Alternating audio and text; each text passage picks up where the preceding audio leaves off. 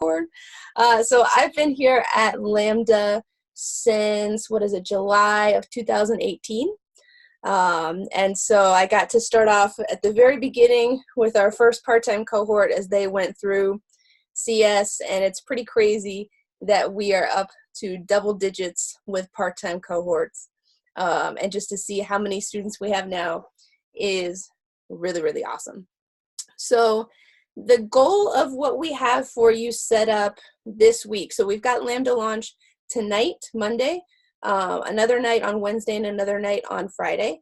And kind of the overarching goal of these sessions is to give you an introduction to kind of what to expect in a day at Lambda. So what are the tools that you're going to need to use? You know, what can you get set up ahead of time before that first day of class where you're diving into technical content?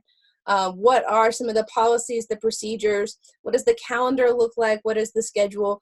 So that way you can really next week start diving into technical content. That is the goal.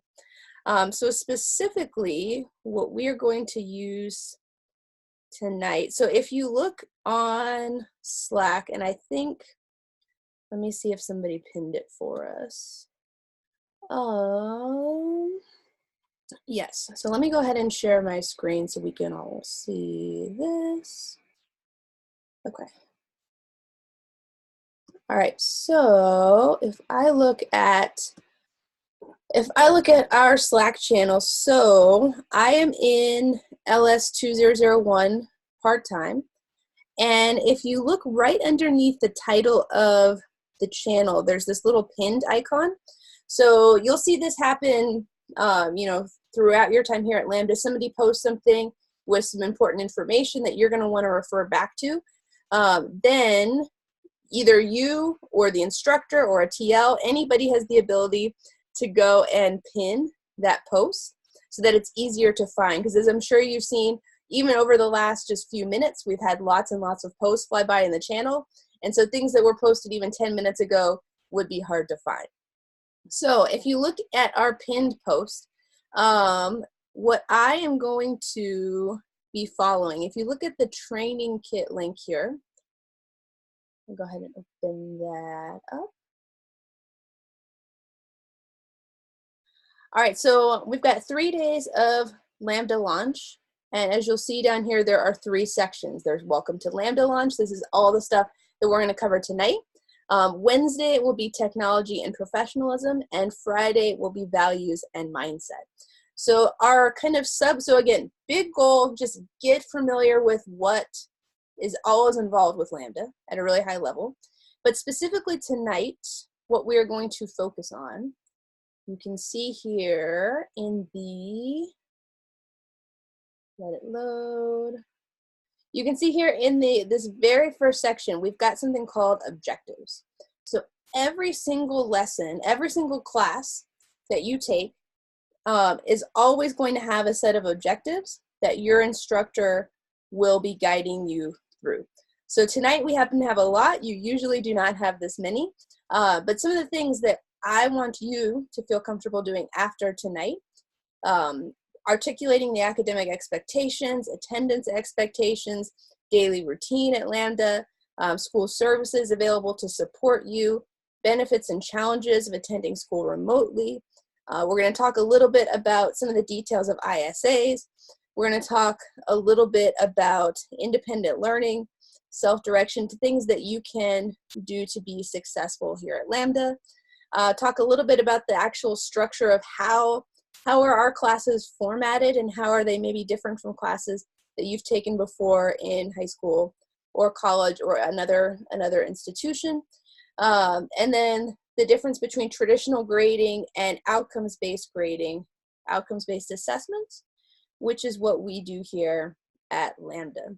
And so again, I see a couple of flashes in the Zoom chat. Remember, I am watching the Slack chat as your instructors in your guided projects next week will be watching Slack chats.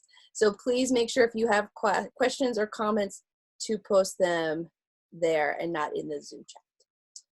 Okay, so these are our objectives for tonight. So we're just going to kind of dive in. My goal is to keep this at around 2 hours because there are a couple of tasks we want you to do both after we finish tonight, and there's some also, you can use some time tomorrow evening to work on those things as well. But we want to give you some time to process all of this information. So that's the goal, and we'll sprinkle some breaks in. We're not going to just go for 2 hours straight because I don't know about you, but I cannot sit for 2 hours straight. So we don't expect you to either. Melissa, that's a very good question. She asked, will each meeting be recorded? And yes. So all of your guided projects will be recorded. Smaller meetings might not necessarily be recorded. It is, and we'll dive into this, the specifics of this in a little bit. Live attendance is required. One of the big benefits of coming here to Lambda is the live instruction, the live interaction, the ability to, talk with your peers, to talk with the instructors, as things are happening.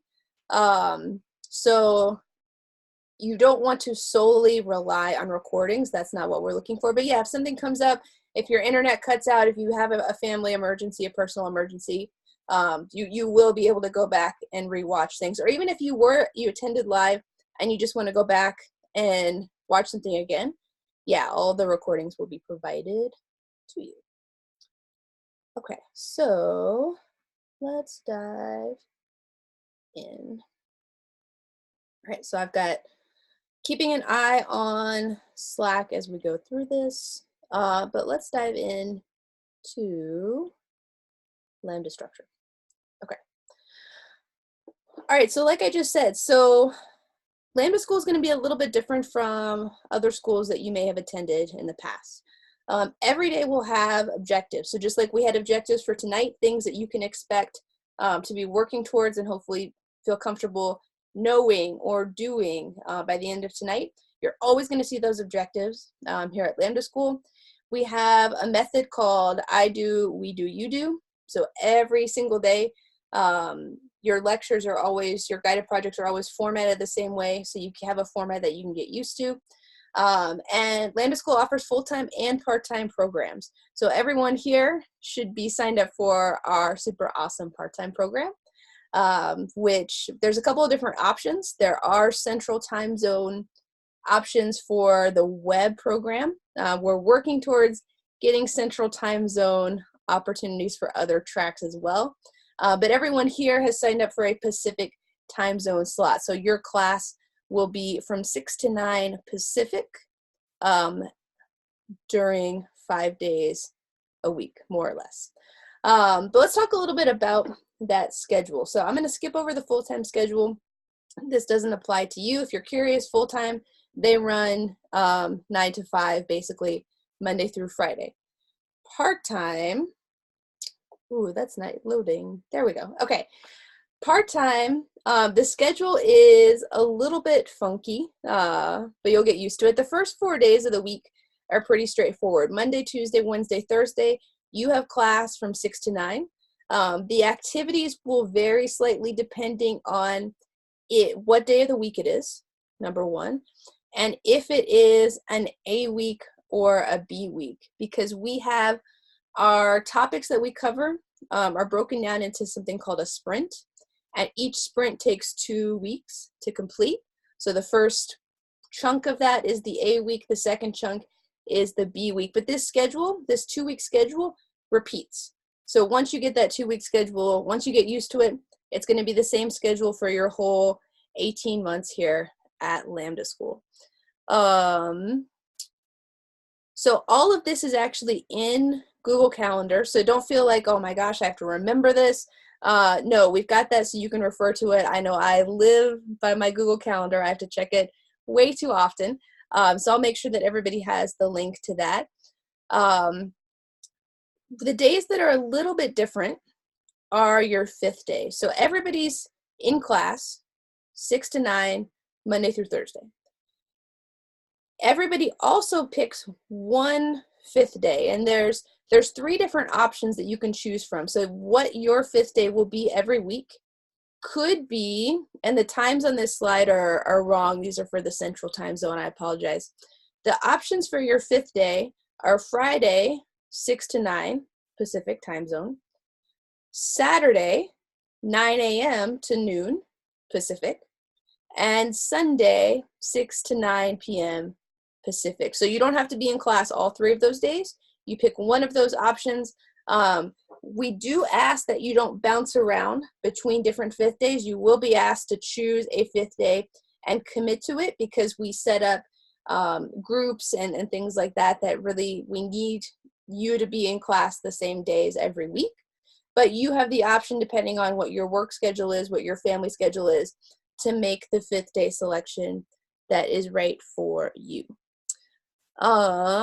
Checking Slack, PS time works. Yeah, I know there's definitely some people in central time zones and East Coast that Pacific time zone actually works better for them, which is pretty cool.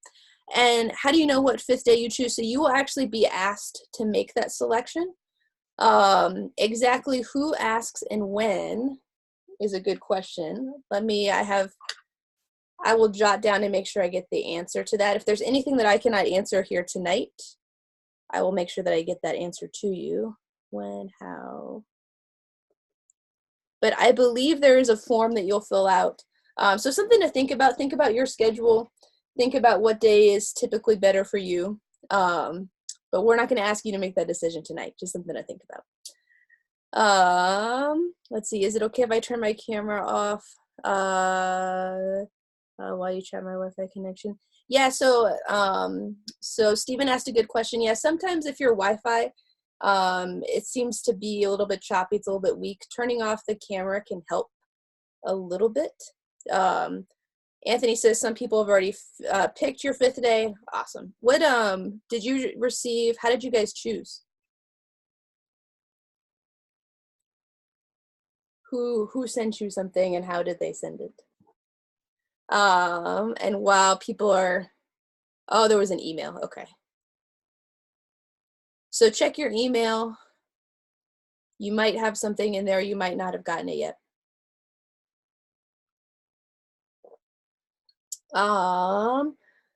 Kendra, that is not a dumb question. We here at Lambda questions are a really important part of learning here at Lambda. Everyone will have a question about something at some point. So you should never apologize for asking questions. I have people even at the end of the program in CS who apologize for asking questions, and I tell them to stop. So yes, ask questions. For me, so I recently, after I updated my Mac, I found that if you hover over, I don't know if I can do it because I'm already split screen. If you hover over, like there's the X, the minimize and the maximize button. If you hover over one of those, I don't remember which one, it will give you the option to split screen on your Mac. Anyways, okay. So I will check into the 5th day selection process. So don't stress about that if you haven't gotten an email about it. You haven't picked it yet. Don't worry about that. There's still plenty of time to do that. But the schedule, it's kind of hard to read on this particular slide. So let's look at, so I made this just for me, and it's color coded, which makes it easier for me to see. But this is more or less, it might vary a little by track, but more or less what your weeks are going to look like. So you're going to start the week kind of recapping with your TLs, your team leads. Okay, this is how things went last week. You're going to have a little bit of time to prep, read through materials, watch videos for the next week. Every other day, so on A week, Tuesday and Thursday, B week, Monday and Wednesday, you'll have guided projects, which are 2-hour sessions with an instructor. In between all that dark blue time is time set aside for you to actually go and work on projects applying what the instructor worked with you on to something maybe independently, maybe in pairs. And then at the end of every sprint, so that last 5th day, that B week 5th day, will be a challenge where you'll be able to prove, hey, I actually, look, this is what I was supposed to learn from this. You have a challenge to demonstrate that knowledge. Okay, so more or less the question, or more or less the schedule, and specifically, so I have not been added to every single track's calendar. But for example, the web PT15 calendar. So this is, if I go into Google Calendar, I can see, okay, this is what we're doing tonight. This is next week. And then, yeah, so this is next week. This is the first week of technical content. So here's basically the same thing. Here's the guided projects, that prep, the different prep time, things like that. So you don't have to have that schedule memorized. And the Google Calendar is nice because it will, for example, on Monday the 20th, we have a national holiday, so there's no classes. So the Google Calendar will keep you up to date on when there's holidays. And it's also updated for things like 4th of July, Thanksgiving, whatnot. Okay? So that is the calendar and the schedule. And again, you're, especially those first few days, first few weeks, your instructor will keep you posted on what's going on and what you should expect. So that's kind of breaking down the schedule at a really granular level, at the day, at the week.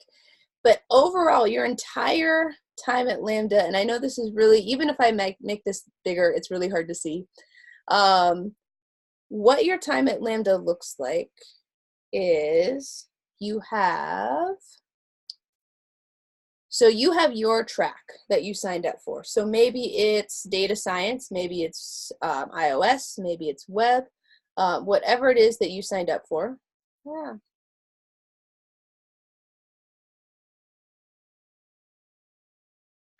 Zoom is not cooperating. How sad. I just want to draw on the screen. Okay, let's try one more time. Nope, it's not gonna let me do it today. That's a bummer. Okay, so you have your track. Maybe can I spotlight? Okay, you have your track. And in your track, you have several different units. So you have, as of right now, you have 4 units. I know the graphic has 5, but you have 4 units in your track. So unit 1, unit 2, unit 3, unit 4. Each unit is going to be broken down into sprints. So these are those 2-week periods, that 2-week schedule that repeats with an A week and a B week. This is your sprint. So you'll have, within each unit, there are 3 content sprints, followed by a project sprint, which we call build weeks. Within each sprint, you have these modules. Any guess about the time frame? How long do you think a module lasts? So a unit in part-time, a unit is 8 weeks. A sprint is 2 weeks.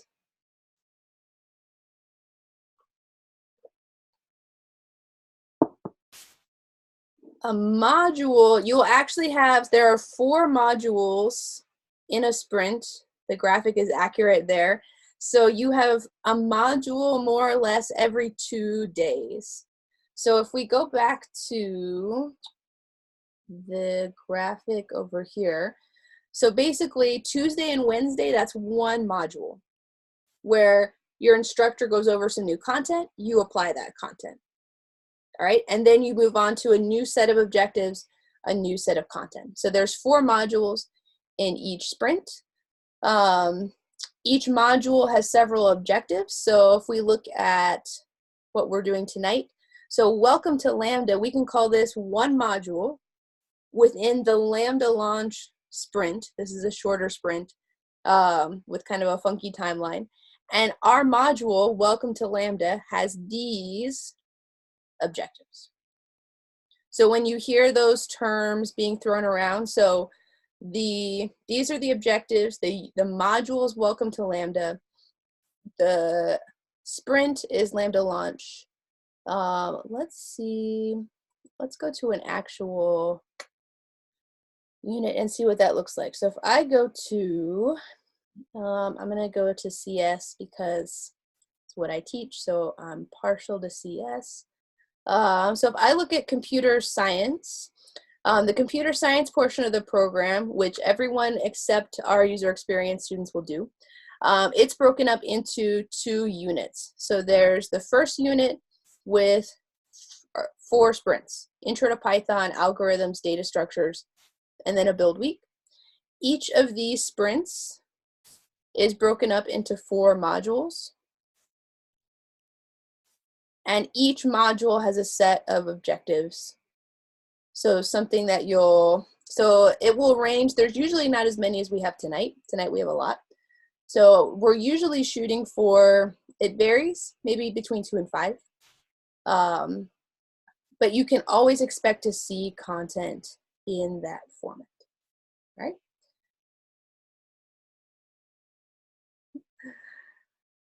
All right, so attendance. Attendance is required. So we do have people monitoring attendance, taking attendance, you know, during video lectures, during hours that you're supposed to be in class. There is a policy that we do understand that life happens. The unexpected things come up, doctor's appointments come up, cars break down, internet goes out, storms happen. And so for the most part, as long as you're communicating with us and letting, you know, your instructor, your TL know, hey, this thing's going on, I can't make it to class, but here's my plan for how I'm gonna get caught up, we'll usually work with you. But the official policy is no more than 8 hours per month. And 8 hours per month is a couple of classes, and the classes, everything goes really fast here. So missing a couple of classes, especially in a row, can be really hard to come back from. So you definitely want to make sure that if something comes up and you have to miss a class, make sure that you're communicating with your team lead and with student success.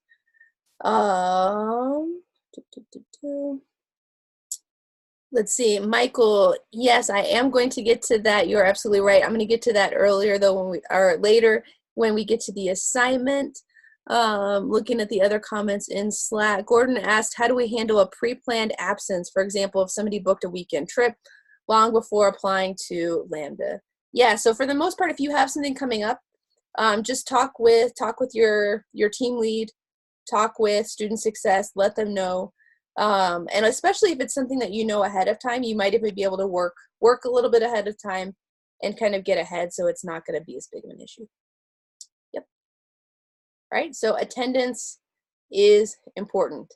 And kind of the way I think about it is, you know, you guys didn't just come here to just watch recorded videos, right? Like there's plenty of content out there on the internet if that's all that you wanted to do. The experience here, there's so much more. They will be recorded if you need to go back to them. But the interaction, you know, working with other people, the help that you can get, the live support that you can get from other students, from instructors, you miss out on that if you're not here. So to get the most out of this program, it's really important that you will be here. Yes, the video will be accessible later on. Next week will be a week. That is correct, William. You can, Arturo brought up a good point. Yeah, depending on what your plans are, you might be able to attend class remotely from another location, which is a cool perk of this program. And the recordings, oh, that's a good question. Where will the recordings be?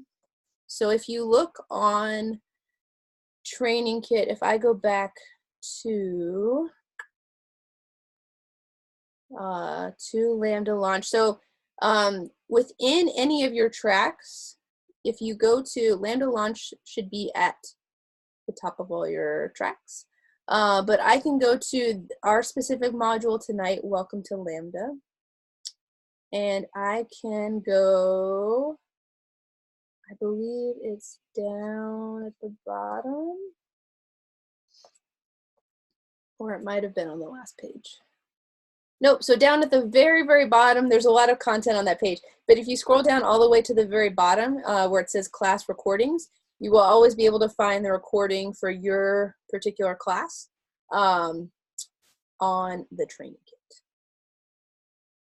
And usually instructors will post them in the channel too. But if you want to go back to, say, a recording from a week ago and you don't want to scroll really far up in the channel, you can always look for it on Training Kit. Yes, David, for this week, you're just in class Monday, Wednesday, and Friday. There's activities to work on Tuesday and Thursday, but you can do that kind of depending on your own schedule. Dennis, that is a really good question. I want you to hold on to that question for when we get to, for a little bit later tonight, but that is a good question. How many hours will students typically be spending outside of the part-time course studying? So we have 3 hours, 5 days a week with some holidays. Is there an average you've seen? It really depends. It depends on the person. So obviously you're gonna get, more out of it the more you put into it. The course is designed so that you shouldn't have to put in any time outside of class. That means that you're using, especially those project night times, which are a little bit less structured, you're using those times very efficiently. If you find yourself not using that time efficiently, you might have to spend a little bit of time before class or after class. And a lot of people will, maybe they'll have a little bit of time depending on what time zone they're in. They might start looking into some of the content ahead of an hour, half an hour ahead of class, because you've got all the links, you've got all the objectives, you know what's going to be coming up, so you can do that. Some people might dive into things a little bit after class. Some people, depending on their work schedule, might do a little bit in the mornings on their lunch break. So I think the students who I have seen be most successful, the most successful students usually do find some time before class, after class, on the weekends, to put in a little bit of extra work. But you definitely shouldn't have to do that every single day. What else? Are there any minimum system requirements? There should be minimum system requirements in one of the emails that was sent to you. If not, I will link to the student guide, which definitely has them somewhere, but I'll try to find that specific section. I just don't have that link handy. How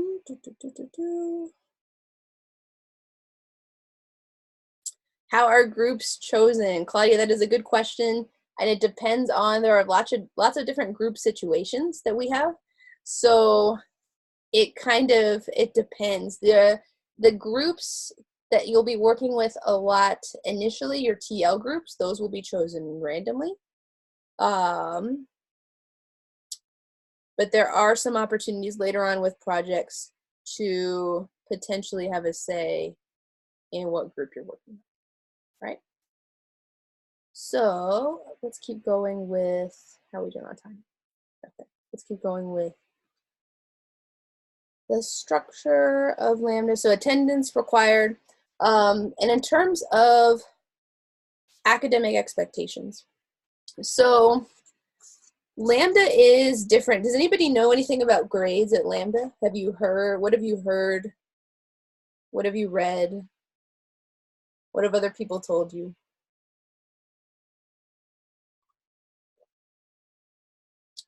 Mm-hmm. Exactly. So here at Lambda, we don't have grades in the sense of, we don't have percentage grades. We don't have letter grades. We do have, yeah, so there should be information about this in the student guide too. But yeah, essentially for each individual sprint, so every 2-week chunk will have a topic, right? And so there's an assessment, a sprint challenge at the end of each of those 2-week blocks. And so we will at that point evaluate, okay, how well do you as an individual understand all the objectives that we've talked about over those 2 weeks? And based on how you do on that sprint challenge, you'll be assessed either at a 1, a 2, or a 3. And the way we kind of look at that is, a 2 is awesome. A 2 means that you know everything that you need to know to get a job. Because at the end of the day, we're not, everybody has the same goal. The goal is to come away with a job in this new field that you're really excited about. And so you came here to get a set of skills that will help you get that job. So the only thing it makes sense for us to measure is, okay, does this person, so we taught a subset of those skills over these 2 weeks, How is this person doing on those skills? 2 means they got it. 3 means they blew it out of the water. They went up visibly, very clearly above and beyond in this particular area. 1 means that you're not quite where you need to be. You're not quite demonstrating the knowledge to get a job. So if a hiring manager was to ask you questions or ask you to do something on this topic, you would probably struggle with it. And what we use that to do is we're not going to fail you. We're not going to kick you out just because one sprint doesn't go very well. What that tells us is, okay, here's an area where this student needs help. So in a lot of, and this is where I like what Lambda does so much better than what a lot of traditional schools do, is a lot of schools, okay, you fail something and you move on anyways, which doesn't make any sense, right? If you fail something, that means you don't understand it, which means that you should go back and review and keep practicing, right? Until you do understand it.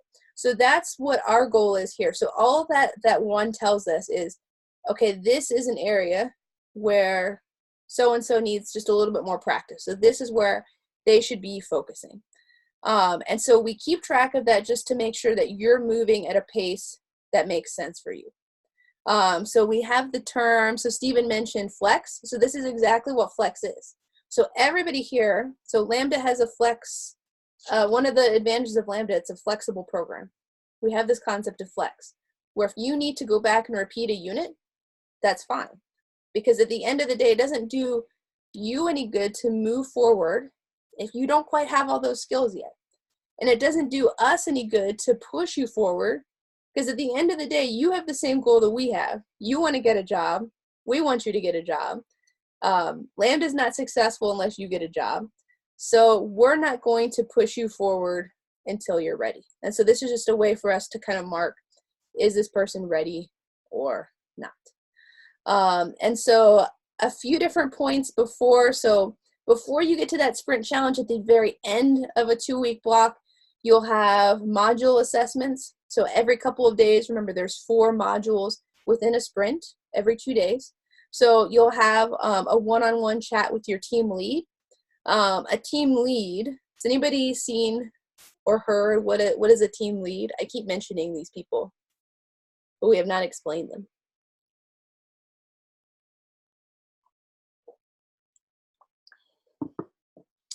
Yeah, so kind of like a TA. But yeah, so they're essentially students that have already gone through the part of the program that you're in. In some cases, they finish the entire program. In some cases, they're just at a later part in the program. But yeah, they're somebody who can help kind of work as a mentor, help guide you. They have all very recently gone through the same struggles and the same challenges that you've gone through in trying to master some of these new topics. And so they are a really, really good resource for you, and you will meet with them almost every day. You will talk to them a lot. You will get very close to them. But yeah, so before your sprint challenge, your team lead will check in and make sure that, okay, hey, how are things going? Is there anything I can help with? They're going to be there to support you. You'll be in groups so each team lead is assigned usually between 6 and 8 students. So you'll be in a small group with your team lead. And then at the end of the 2 weeks, we've got the sprint challenge that says kind of, okay, not just how's this person doing on today's topic, but how are they doing on all the topics that we covered over the course of these past 2 weeks. And then at the very end of a unit, so remember, a unit is 4 sprints, so a unit is 8 weeks long. At the very end of a unit, there will be another assessment that tells us, okay, is this person ready to move on? Or would it be beneficial for them to flex and to repeat some of this content? So again, it's really important here. Cheating doesn't make any sense here at Lambda. Because if you cheat, why? I guess why is cheating a waste of your time? And then I'll go back up. I know there's some comments that have gone by that I will scroll up and get to.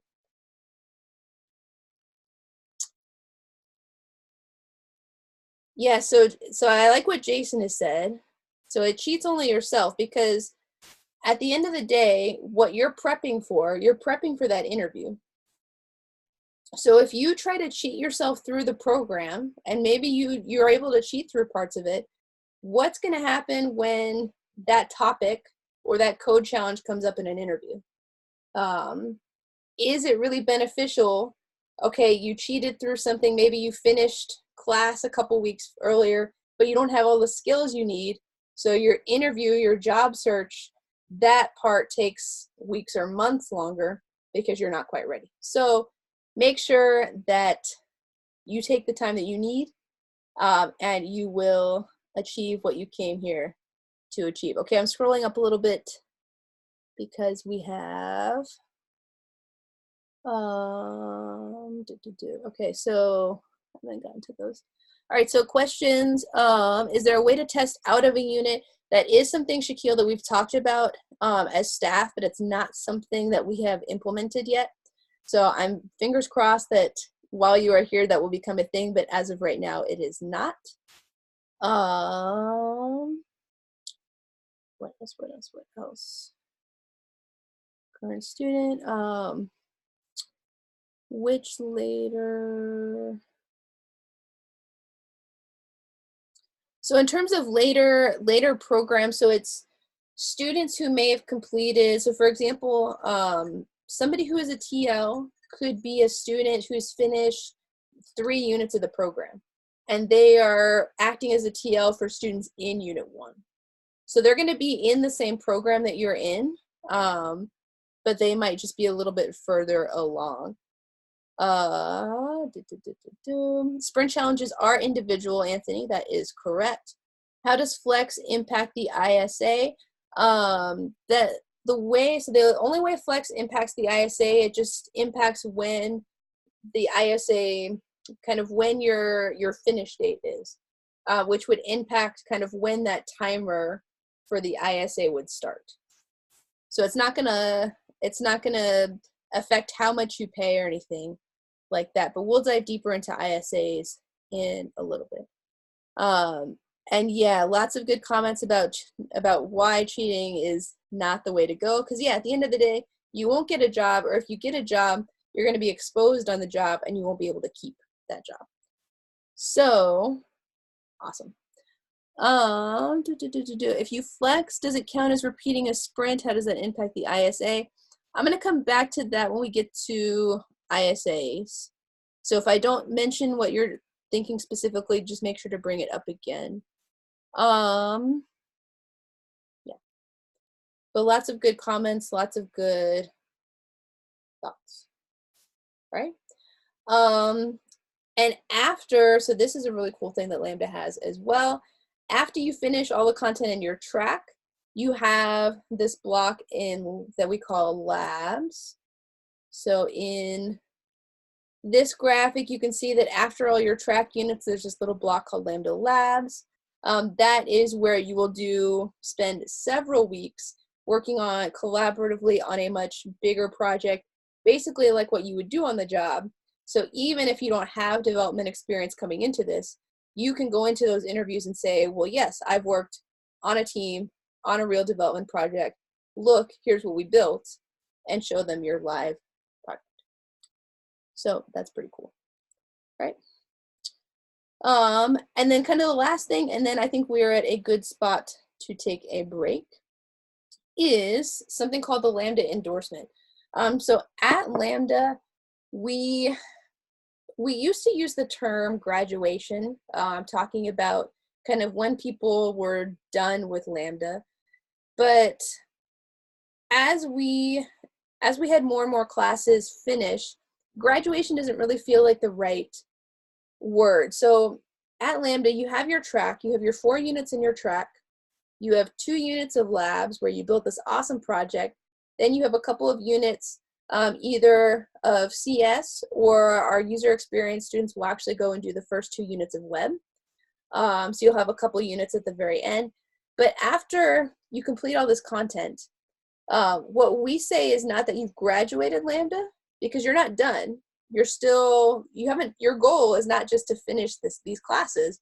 it's to get a job. So what we say is, okay, when you've gotten to that point, you'll take an assessment, and at that point we'll say, okay, this individual is endorsed by Lambda.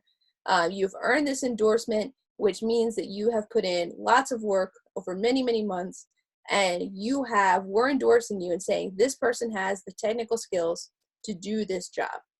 And so there's still work. You still have to apply for jobs and get that job. You're close to the end, but it's not really the end. So we shy away from graduation. Endorsement is a really big step. It is something to celebrate. It's just not the end. Like Lambda doesn't go away when you finish your classes.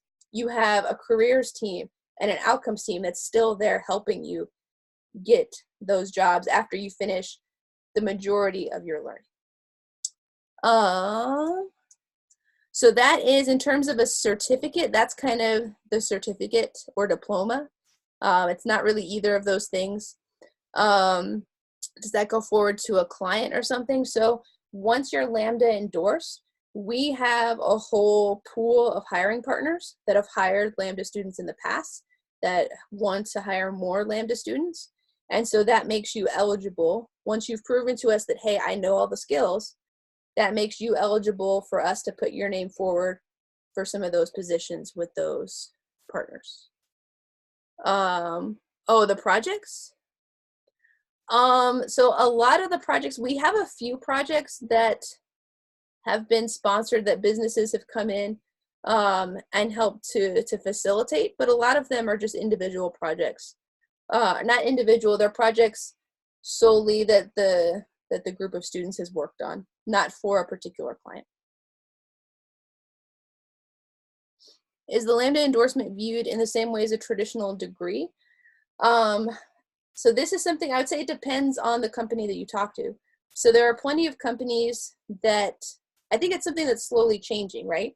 So more and more companies are being more open about who they actually accept. If you had looked 5 or 10 years ago, companies would have been very closed-minded to something like this. But as more and more Lambda graduates are getting out there, we have more and more, they're kind of proving, hey, these students this endorsement does mean something. It does mean that these students have what it takes. And so over time, it's earning more and more credibility. Which environment will we work on for coding? I can speak in CS, we use VS Code, and I believe that is what the web students use too. I cannot speak for the other tracks. Can we outsource jobs outside of Lambda's hiring partners? Absolutely. That's just one tool, but you can definitely apply for any jobs that you want. Yes, good advice, Jason. Keep your GitHub active. No Xcode. I can't remember. I don't remember what the iOS track uses. They might. iOS uses Xcode. Okay. VS Code comes in pretty handy. All right. So, like I promised earlier, at Lambda, we do not expect you to sit for hours and hours at a time. We've actually gone a little bit longer than I wanted to go with a break. So I'm going to go ahead and put up a 5-minute timer. All right. So please feel free to get up, stretch, go grab a glass of water, coffee, whatever it is that you need to keep going. And we will come back and continue in 5 minutes.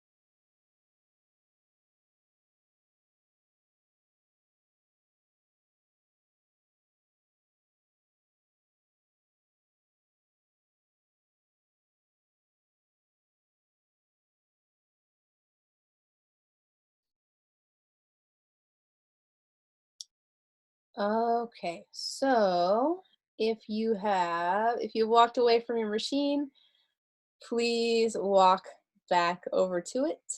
Um, yeah, so there are definitely lots. I see a little bit of chatter about different editors.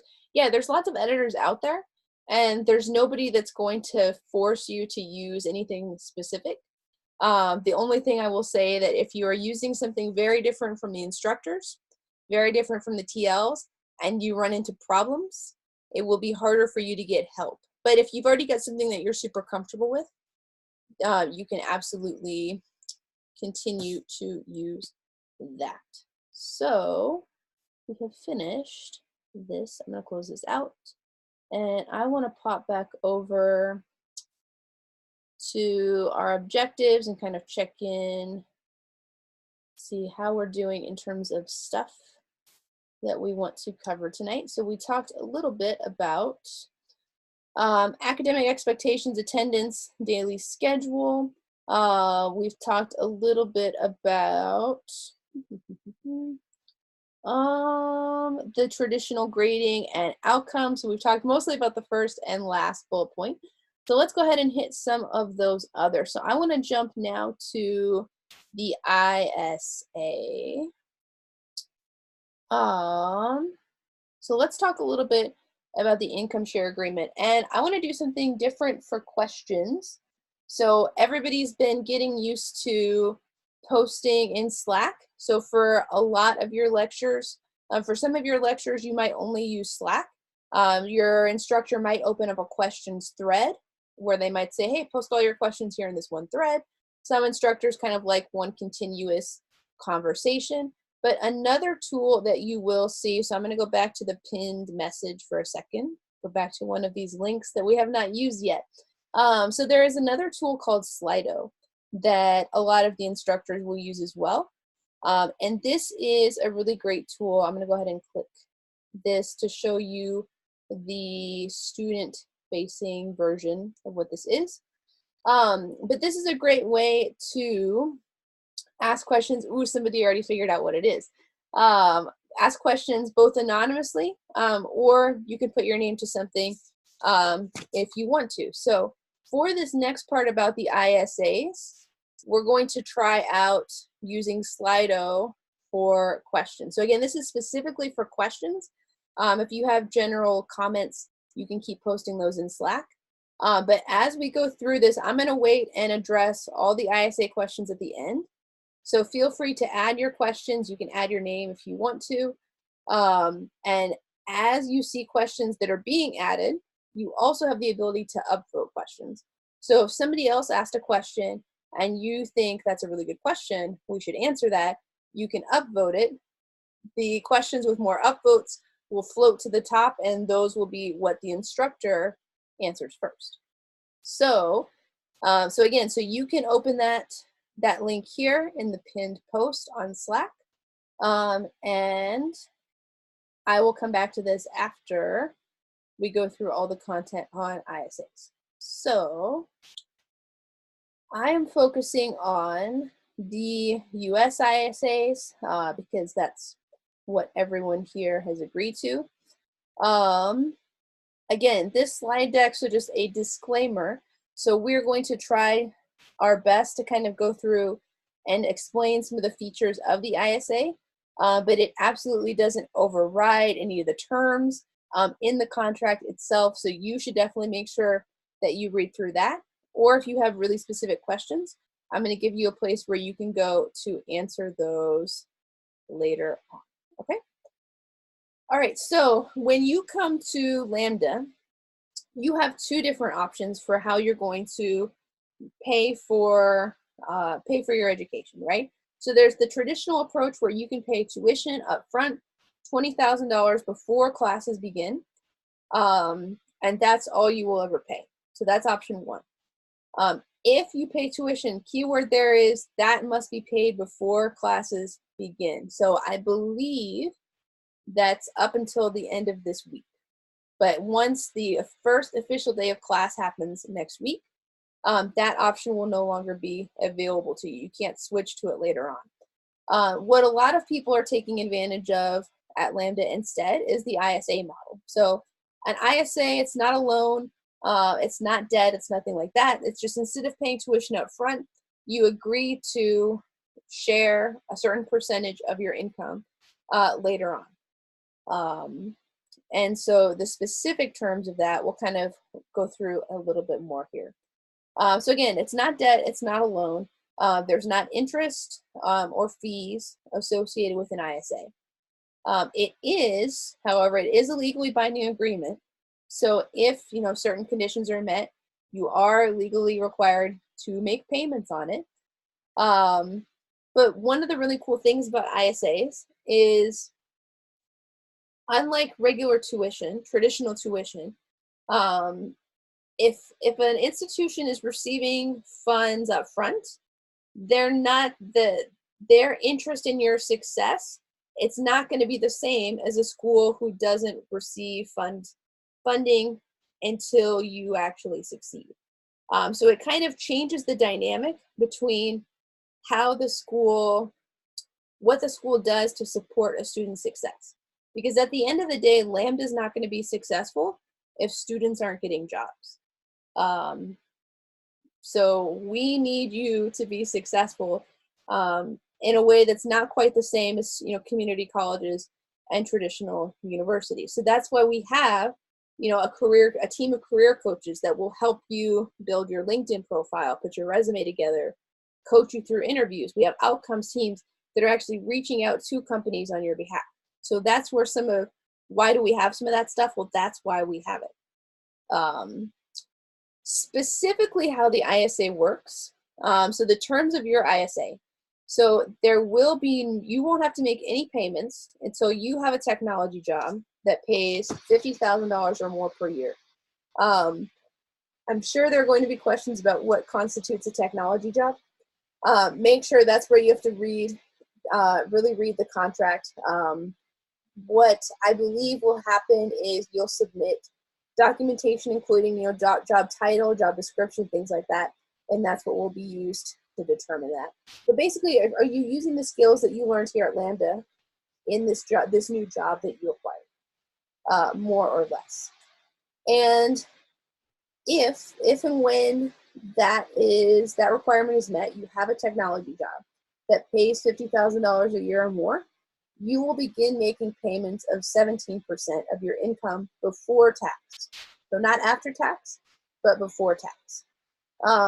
You will never pay more than $30,000, and you will never pay for longer than 24 months. So it's basically, you'll pay 17% until one of two things happens. The first thing that happens, you stop paying. You pay $30,000, you stop, or you've been paying for 24 months, you stop. So a couple of examples just in terms of what would the numbers actually look like. So if you got a job, for example, making $60,000 a year, that would be $5,000 a month before taxes. 17% of that is $850 a month. So you would pay that for 24 months for a total of $20,400. If you get a really high-paying job, and we've seen this especially in some of the bigger cities, where you're making maybe $100,000 or more. So with $100,000, that's $8,333 a month. 17% of that is $1,417. So that you would actually hit the $30,000 cap before 2 years. So you would only pay in that scenario for 21 months. So again, you can plug in, there's all kinds of numbers that you can plug in and play around with this. But main thing, 17% only after you get a job, and only for 2 years or until you hit $30,000, whatever comes up first. Tyler, that is a good question. Please make sure that you post it in the Slido link so that people can upload it. Leaf is the ISA provider that we have. And so I will make sure to share this link, but this is where you can play around with, okay, if this is what I'm making, so we've got this slider. So if I get a job offer for this amount, this is what I'll have to pay each month. This is how many months I'll have to pay. And so you can kind of play around with the numbers. What else? The deferment policy. So if you're making less than $50,000 a year, which comes out to $4,167 a month. So that's just basically less than $50,000 a year. At that point, your account gets placed into something called deferment. So remember, you're only paying if you have a job making $50,000 a year. So if you're not hitting that, you're not paying. So it is plausible that you could have a job and be paying for a period of time, and then something happens. Maybe you have to relocate, something happens with the company goes under, weird things happen sometimes. At that point, you're not expected to continue paying. Your account would go into a deferment, and then depending on what happens, you may begin paying 6 months from now, 18 months from now. That deferment will be extended for every month your income is below the threshold, only up to 2 years. So you can only be deferred for up to 2 years. But after that, we won't defer your account indefinitely. So an example of this, and we do see things that's not super common, but things like this could happen. So let's say you work in a technology job making $5,000 a month for 18 months. So you pay your ISA down for 18 months. Then you switch to a different sector, a different job, outside of technology for 2 years. So for those 2 years, you're not paying. Then you come back to technology, but you're only making $4,000 a month. So it's not quite at that $50,000 a year threshold. So at that point, you're also not paying.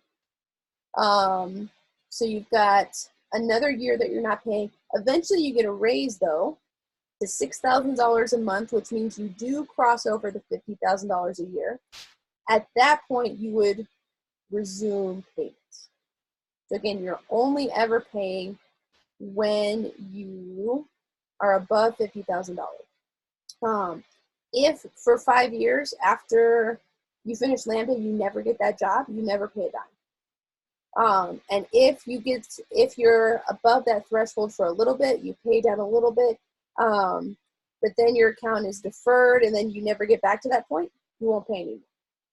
All right, so there's lots and lots of different scenarios. We have a couple of examples that hopefully help to illustrate the terms a little bit.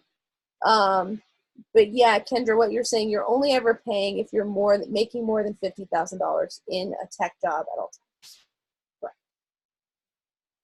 And here's the graphical illustration of that same example, just showing it can happen where you're going through a period where you're paying, then not paying, then paying again. Or maybe you're not paying for a while because you're searching for a job after you finish. Then you find one, then you pay it off. It looks different for everybody. In terms of when you would be eligible for a refund. So this is really important. This is a really important deadline to keep in mind. If you decide to withdraw from Lambda in the first 4 sprints. So remember, with part-time, a sprint is 2 weeks. So that's basically the first 8 weeks, the first unit. At that point, your tuition or any payments will be returned in full, and your ISA will be completely canceled. So to receive a 100% refund or to have your ISA completely canceled, you have to withdraw in the first unit. But so that gives you the whole first unit, the whole first 8 weeks to kind of try things out and see, is this for me?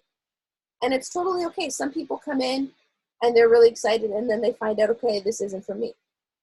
So we don't want to hold you to that. If you come in, try it out and it's not for you. But after that point, that 4 sprint point, so 8 weeks for part-time, you become responsible for 40% of the tuition. So 40% of your ISA. And each week thereafter, you become responsible for another 10%. So after 10 sprints, oh, that's a typo in that third bullet. It should say for each sprint thereafter.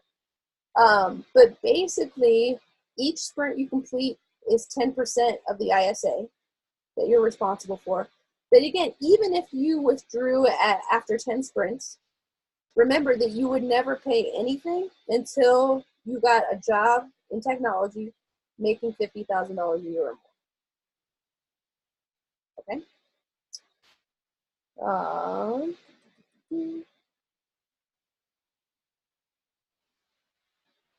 Just skimming over the comments real quickly. Oh, so Salmon, can you post that in Slido? I think that is a good question about multiple income streams. So go ahead and drop that in Slido. Yeah, so 2 months, especially, yeah, I think 2 months is good. So make sure that you just have that date in mind. If you have a little bit of a question mark, make sure you keep that in mind. And again, Leaf, if you see the name Leaf or hear the name Leaf or get emails from Leaf, make sure that you pay attention to them, because this is the company that we have hired to basically manage the ISAs. So this is the company that once you get a job, or once you maybe get a raise or a title change or things like that, you have to make sure that they have a system where you can go and update all these things, so that your ISA is sent, right? And like it was stated earlier, the ISA is a legally binding document. So you are required to report to LEAF what income you're earning. So make sure that you are fulfilling all of those requirements, submitting all the paperwork and documentation that they ask for. But they will do all the calculations and things like that and help you out with that, right? And then this is a nice feature as well. So again, this is something that won't affect most people for a while. But at that point where you get that job, and you actually start making payments on your ISA. So the ISAs the payments are collected on the first of the month, and LEAF gives a 28-day grace period when you start your new job. So let's say you start a job, it's January. Let's say you got a job and you were starting next Monday. Well, you would have, the first payment wouldn't be collected for at least 28 days after that point. So next Monday, I think is the 13th. So January 13th plus 28 days is going to be about what, February 11th or 12th, something like that. But payments are not collected until the first of the month. So your first payment wouldn't be collected until March 1st. And there's another example here on the slides too. But basically what that allows you to do, especially if you're having to relocate or do other things for this new job, you've got a little bit of money in your pocket to put down deposits on an apartment or things like that. What else? Please make sure that you have completed the 3 steps under signing your ISA. So on leaf.org, you should have received emails about this, but you have to generate your ISA, Lambda approves it, and you sign it. So if you do not have a confirmation ID, definitely make a note to go in and take a look at that either later tonight or tomorrow night so that you do this. Because so look at that last bullet point, if you do not have a payment plan in place by Friday at 5 p.m., you cannot join class on Monday. So you will have to wait until the next section, which will be several weeks from now. Okay, so please, please, please make sure that if you haven't signed your ISA that you do so as soon as possible. Okay, and links I will make sure to share. I will share all the links together at the end, as opposed to sprinkling them throughout. All right, but let's take a look at the questions that people have on Slido.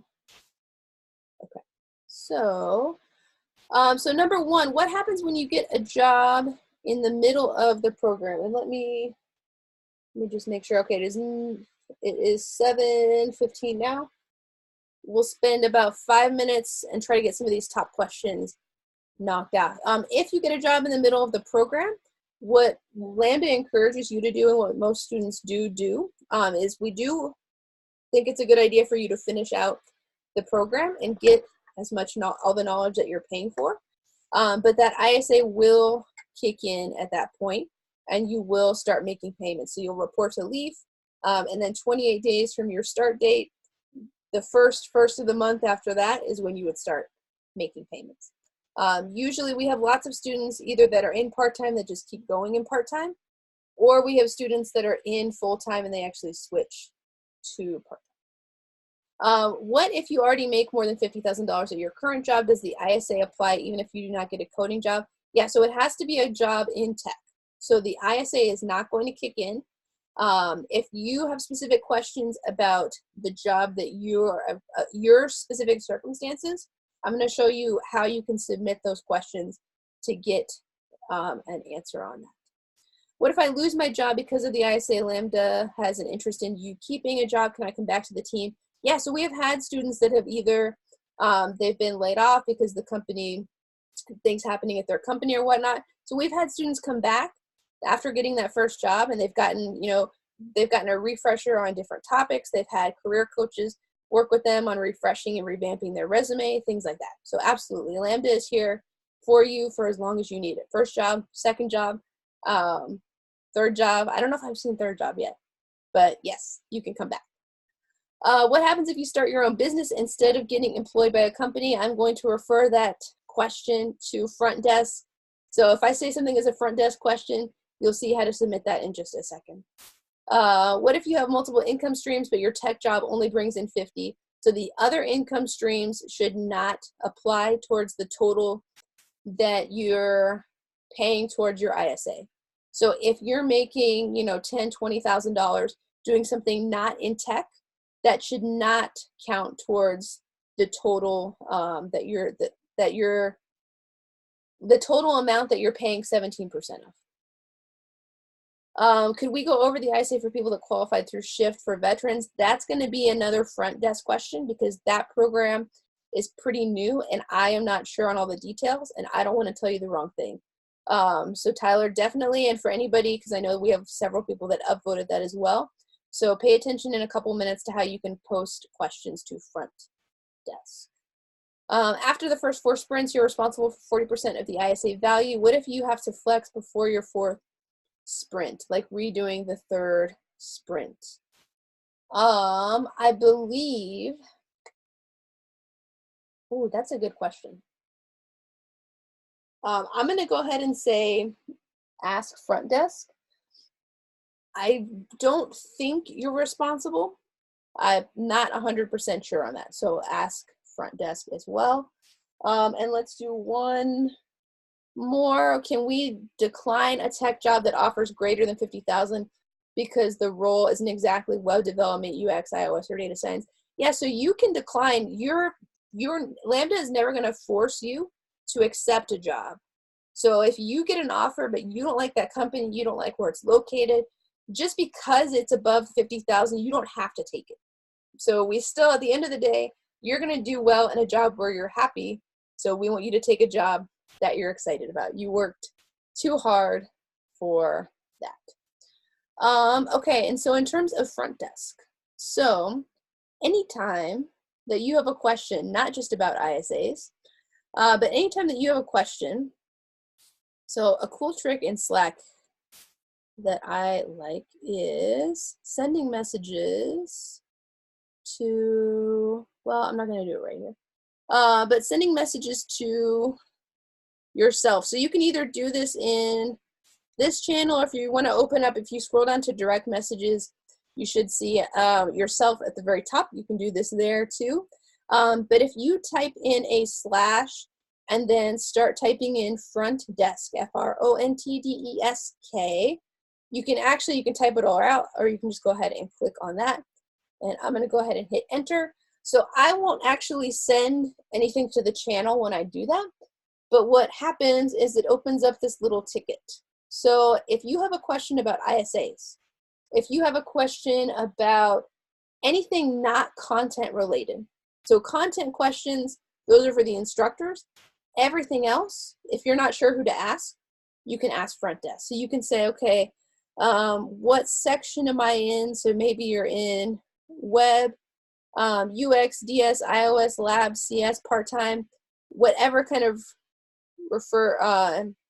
makes the most sense depending on your question. So you choose your section, you describe the situation. So there's lots of different options here. that help route your question to the correct person, but there's another option at the bottom. I think there's one for ISAs. Where is it? Yeah, so ISA inquiry or issue. Type out a description of your problem. I'm not going to send anything because this does go to real people so that they try to answer it. So if you had a question that was not answered during that Q&A or that I told you to ask front desk, this is what you do. So / front desk anywhere in Slack, and then you can submit that question. So again, ISAs or other topics, that is a good command to remember. So I am canceling because I don't want to say. Oh, the Lambda gear question. So that's a fun one, so I'll answer that one. There is a channel. Where is it? I have too many channels. Is it up here?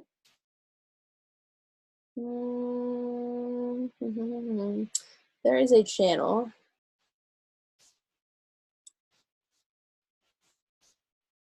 called, unless it is, maybe it's gone.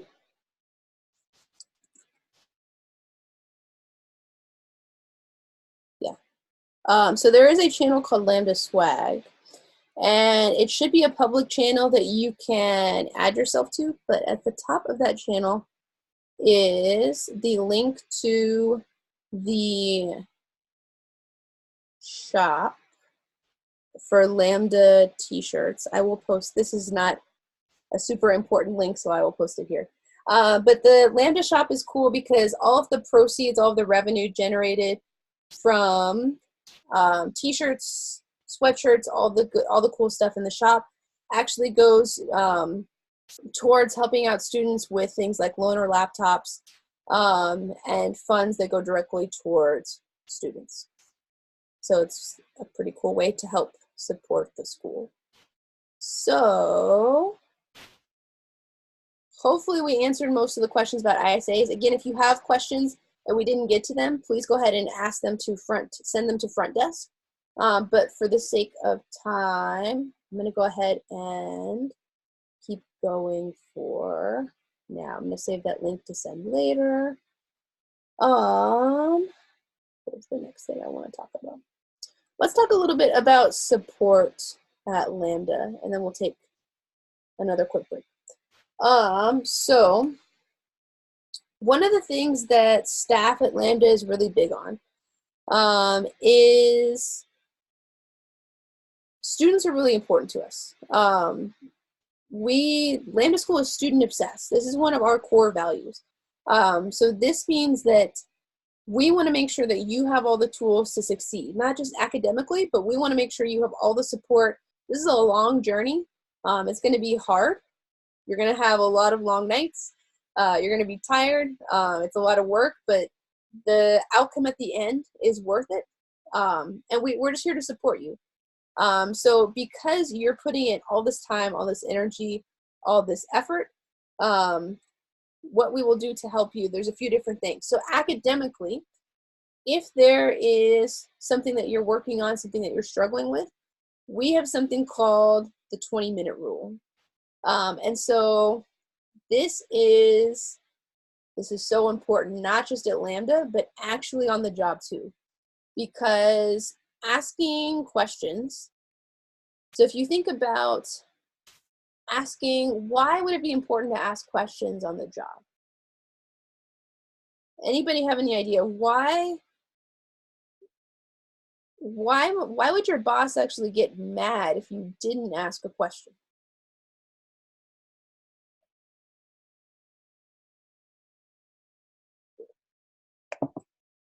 Exactly. So although it can be really rewarding to stick with something and figure it out on your own, especially when you're on the job, but even here, your time is limited. You're trying to learn a lot of stuff in a short amount of time.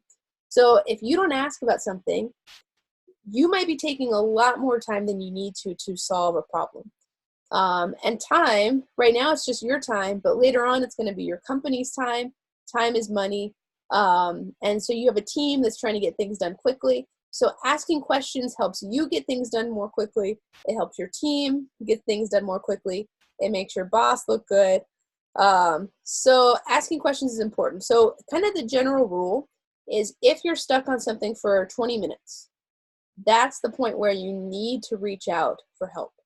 Even if you don't want to, it's in your best interest. It's the best use of your time to go ahead and reach out. So there's lots of different ways that you can reach out. You can reach out, and we have help channels where you can reach out to students. You have your team leads, those former or current students that will be there to help guide you. You have instructors. So you should be reaching out to somebody. So again, we talked a little bit about the team leads. They're a really good resource. They've been exactly where you are very recently. They only have, they have no more than 8 students to support. So they have a lot of time that they can dedicate to helping you one-on-one. They have no problem, jumping into a Zoom with you, looking over your code, reviewing it. So you will talk to them all the time. Another resource that we have, so if you need support, so let's say that you earn a 1 on a sprint challenge. So there's a couple of the objectives that you're really struggling with, a couple things that just aren't clicking yet. And that's okay. That's going to happen to everybody at some point. There are very, very few people that pass every single sprint on their first try. So we have targeted support hours where you can go in and get more support. And this is something Student Success organizes. But there's some extra time on the calendar where you can go get help with the things that you need. So whether it's technical content, whether it's careers content, whatever it might be, we have that available to you. So those support hours, you'll see them, the times are listed here, but you can also find them on the Google Calendar for your cohort. You might not see them for the first week or 2, but if you skip forward a couple of weeks, you should see TL support hours there on the calendar. So you'll have those extra times available where you can get support. Again, flex. This is another way that the program is here to support you. Not everyone learns at the same pace. Different people struggle with different things, and that's okay. Or sometimes life just happens and you can't focus 100% of your time on Lambda for maybe a week or a month, and you just need to take a little bit more time with something, and that's okay. So remember that flex is a part of the program that will allow you to go back and make sure you get all the skills you need before jumping into interviews, because jumping into interviews before you have all the things that the hiring managers want is not a good use of your time. And so specifically, the flex policy specifically, it's really clearly outlined in the student guide if you go take a look at it there. But kind of a summary of it is for every single unit, you have to pass the unit assessment at the very end. You also have to pass all 4 sprints. So it is okay if you don't pass the first try. If you need to go back and reattempt a sprint challenge, that's okay, as long as you're able to pass it before the end of a unit. So the unit assessment at the end is the big one. You've got the 4 sprint challenges leading up to that. And you will flex on a unit basis. So remember, those units are 4 sprints, so that's 8 weeks long. So if you would flex, you would go back essentially and kind of repeat the content for 8 weeks. We're doing 1 sprint in 2 weeks, correct? What are the don'ts for Lambda, Andre? That is a good question. I feel like that would get me off on a tangent. But if anybody has some good ideas of don'ts, that is a good, we'll talk a little bit about that in a different section too. Are sprints essentially mini projects? It depends. Some sprints are set up where that 2-week period is a mini project. Some are set up where you might be doing several mini projects over that sprint. It really depends on the topic. In terms of non-academic support, so the student success team is there to help you with lots of different non-instructional needs. So you can reach out to student success with that front desk command. So remember, slash front desk, hit enter, the little window pops up. Remember, only send something if you have an actual question, but don't hesitate if you have a question. And they can help you with things like non-coursework inquiries. If you need verification letters stating that you're, in this program for, employers or whatnot, for loaner equipment, for just feedback that you want to share that you're not exactly sure who to share it with. All of these are things that you can reach out to Student Success about, right? So lots of different ways to support you. And if you're ever not sure, like, hey, is there somebody that can help me with this? Remember, front desk is there for you. What else do I see here? So is that to say everyone in your cohort can be at a different stage in the course? So everyone in your cohort will be at the same stage. If you flex, you'll basically go back to another cohort. If you did flex, at this point, we don't have a way for you to catch back up. That's something that we're looking into, a way for people to flex forward, but it's not something that we have right now. Someday, right? Okay, so let's go ahead and take another 5-minute break. And then we've got just a couple of more topics for tonight. I'm going to run a little bit over 8. I know I said I was going to try to keep it to 2 hours. But take another 5 minutes. We'll come back, a couple more topics, and then I will let everyone go and let all this sink in for now.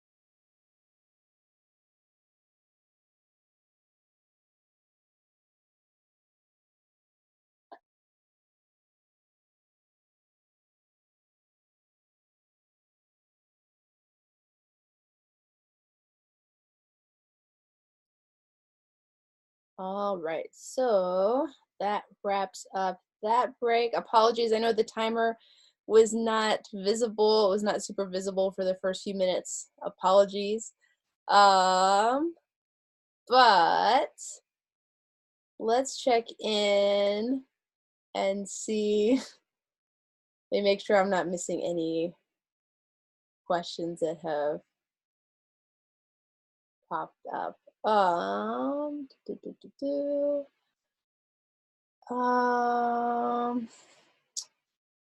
Yeah, Karina, these are definitely, you guys put in some long days. I am in awe of the hours that part-time students put in. Not a silly question, the LS2001. So this just refers to basically we're keeping track of what year. So this cohort or this group of cohorts that is officially starting class on Monday, you are starting in the year 2020. So that's where the first 20 comes from. And then you're starting in January. So that's where the 01 comes from. So year 2020, month one. But for the most part, you will from here on out be referred to as something like Web PT 15 or DSPT 5 or whatnot. Um, what else? First class of 2020. That is a good point. That is pretty cool. Okay. So there are a lot of channels. There are people with many more channels than I have, and it is crazy. Okay, so let's check back in with our objectives and see how we're doing. So again, so we talked about bullet number 1. We talked about some of the school services. Again, so we touched on a few of them, but I really recommend that you take a look at the student guide. And I'll drop a link to that amongst many links at the end of tonight, because they talk about services, you know, the support services, financial services, mental health services. There's lots and lots of things that you can do. Bullet number 3, benefits and challenges of remote learning. We got to talk about that. We talked about ISAs. We need to talk about independent learning. So mostly we're going to focus on learning. So remote learning, independent learning, and that I do, you do, we do structure. So the last big thing that I want to talk about, and we've kind of talked about some of this, but outcomes-based assessment. So we talked about this a little bit with the sprint challenges and with the flex program. So again, our goal, the big goal, if we think about what is the big goal, everybody's goal here is for you to get a job. So there's not necessarily going to be a multiple choice test, things like that. We want to see, okay, do you have the skills to get a job? So we have all these outcomes. So if you, at the beginning of each module, like the beginning of tonight, we have outcomes, right? So every lesson is going to start with, okay, here's the outcomes, here are the goals. If you put all of those together, that should be basically the master kind of plan. Okay, these are all the things I need for this job that I'm trying to get. So we're breaking it down. We're knocking out a couple every night or two. But our assessments, we don't want to know, can you answer the correct true or false question? We want to know, can you do all these things to get a job? So again, we're not going to give you a letter grade, a percentage grade. We're just going to, we have basically have this checklist of skills. We want to see that you can perform those skills, and however long that takes, we will work with you. So it's not the same as traditional grades. You basically, there's things the employer wants you to be able to do at near 100% accuracy. So that's what we're working towards. And a lot of that actually, it's not necessarily that everything you learn at Lambda is exactly what you're going to do on the job. it's actually really rare for a student to use exactly and only the technology they learned here in their new job. What's likely going to happen is you're going to have to learn one or several new tools, new technologies for that first job. So really one of the big things that the employers are looking for is, okay, hey, does this person have a solid foundation so that we can train them and teach them the specific things that we're going to do? So that's actually really what it's about. And then there's lots of other things that your skills that you're building here too. The ability to take feedback, to work with teams. That's actually one of the things that I know when I was in college. So I did both my bachelor's and master's at Arizona State University. And I can probably count on one hand the number of team projects that I did over the course of years. So I spent years at this school and did a few projects, which like they were valuable, but I would have gained so much more if I had done more, like so much of the work was individual, and that's not what what life on the job is like. You're going to be working with a team, you're going to have shared objectives, you're going to have to work with each other, you're going to be working on the same code at the same time, and that's something that people don't necessarily always get at college, but it's something that you do get at Lambda. And it's one of the things that I think helps to really set our students apart, which is cool. ASU. Do we have a few other people from Arizona? So I went to ASU. I lived in Arizona for about 10 years, but I'm not from Arizona.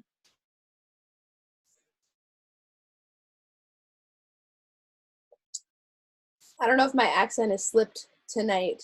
I'm also kind of sick, so I don't know if you can tell. I don't think my accent is coming out a ton tonight. But I'm actually from Texas and live in Texas now. But anyway, so we talked earlier again, so we'll just do a brief recap of the 1, 2, 3. So again, 1 is not failure. It does not mean that you will never get this thing. It just means, okay, here's a skill, here's a thing that you're currently not meeting expectations on. So all that means is, okay, we're going to keep working on that. That's just an area, an objective that we've identified that you're going to keep practicing so that you are meeting expectations when you get to the interview down at the end of the program. And then in terms of showing that you understand something or passing, a 2 is passing. So I know a lot of people will think 2 out of 3, that's the 66%, that's failing. We don't want you to look at it that way. That is not how it works at Lambda. So 2 is good. You should be shooting for 2s. If you get a 3 on an objective, that is awesome. That is above and beyond. But there is absolutely nothing wrong with 2. Okay? So 2s and 3s are awesome. 1 just means you're going to keep practicing. That's all it is. And so one of the reasons why we have things set up this way, so a focus on outcomes. What does this create? So it's really nice going into a lesson or into a project what you're supposed to know at the end of it and not be guessing like, okay, what's the point of this? We don't want you wondering, okay, what is the point of this? What am I supposed to be learning? It should be very clear from the beginning. So expectations are clear. Students and instructors, you all have access to the objectives. It should, everyone should always be aligned in that way. And again, clarity. It makes learning so much less painless. All right. The other thing in terms of outcomes-based assessment, so instructors have the flexibility to adapt lessons to a specific cohort, to specific groups of students. At the end, there's a skill that we want you to have, but depending on how your cohort learns or how an instructor teaches, they have the flexibility to provide this to you in the best way possible, right? So objectives are a big thing here at Lambda. And it's also really good for the employers. So when you graduate from Lambda, if an employer is wondering, okay, well, what does that mean? You graduated, you finished Lambda, you're endorsed by Lambda, so what does that mean? You know, we have a really clear list of objectives. Well, that means that this student knows all of these different things. So you can share that with them. We can share that with our hiring partners. And we can make sure that we're constantly updating those objectives based on the feedback that we get from hiring partners. So it's one of the things that when we get feedback, hey, we really need students to do this, or oh, so-and-so was so great at this. You know, this is something that we wish more of our employees had. It allows us to really target the curriculum that way. Slack comments, Oh, Robert pointed out, yes, very good thing. So there are lots of regional channels. So depending on the size of your region, so if I go to channels, for example, so if you're in a small city, you might not find your city, you might want to look for your state. But for example, if I look for San Antonio, I can see that, okay, hey, there's a Slack channel for the city that I am closest to. Or for Arizona, I think there is both an Arizona channel, and I think there might also be like a Phoenix channel. Yeah. These are really cool to join because, does anybody know what happens on the 1st of every month?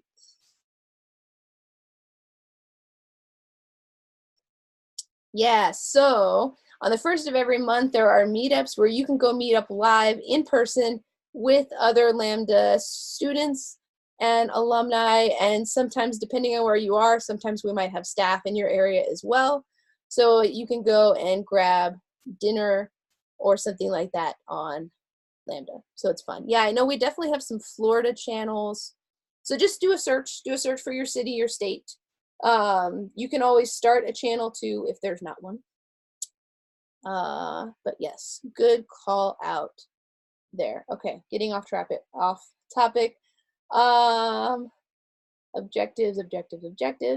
One of the other things that objectives allow students to do, because I think, especially for me, when I'm trying to learn something new, it's hard to ask questions if you don't know what the end goal is supposed to be.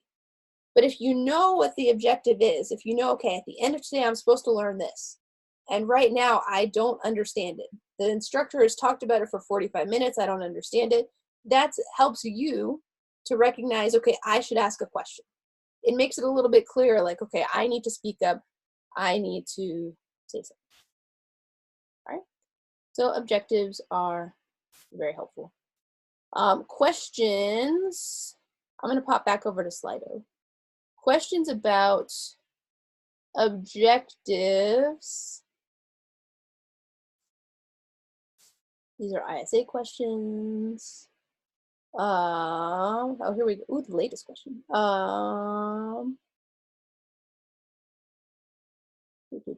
So for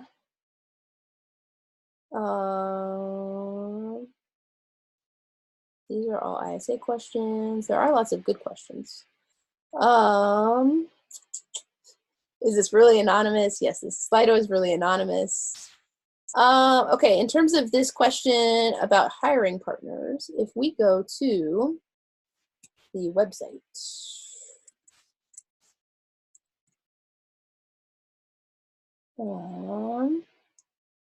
we should be able to find the hiring partners. I found it before because I'm in front of a live audience. Here we go. So here are a few of the hiring partners on the website. You've got, if you click on this, learn more about our graduates.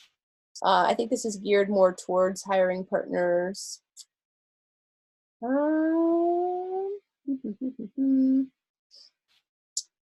Yeah, I don't have a complete list, but there are definitely some big companies.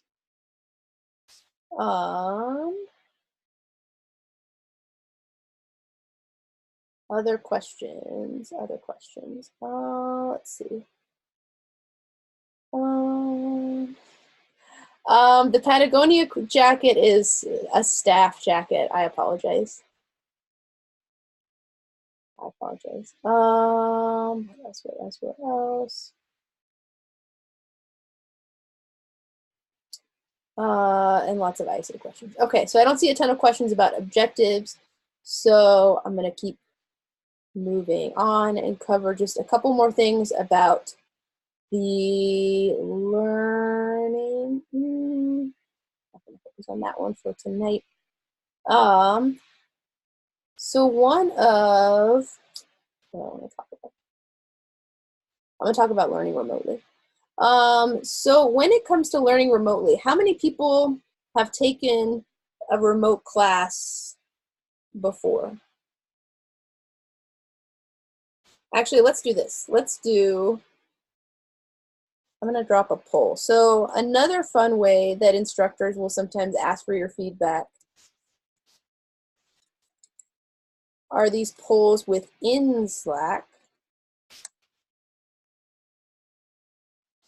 And so I'm going to post this, and I'm going to, so let's do it this way so we can see numbers.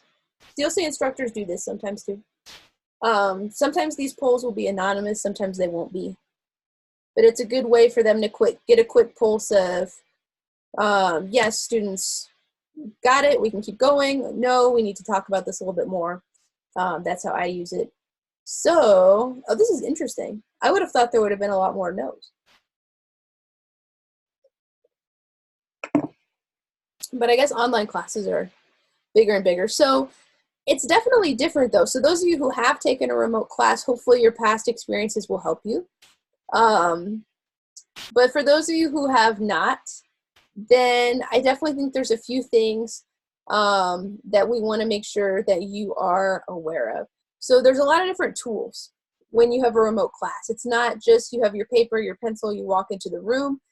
There's a lot of different things that come together to create this online classroom. And so we've already used several of them tonight. So everybody here, we're using Zoom to, for me to be able to share my screen, to share video. Instructors will use Zoom to screen share so they can do live coding demos all the time. Slack is used for communication. Slido is used for communication. Google Calendar, we looked really briefly at the Google Calendar, but that's used for you to see what events are coming up for your cohort.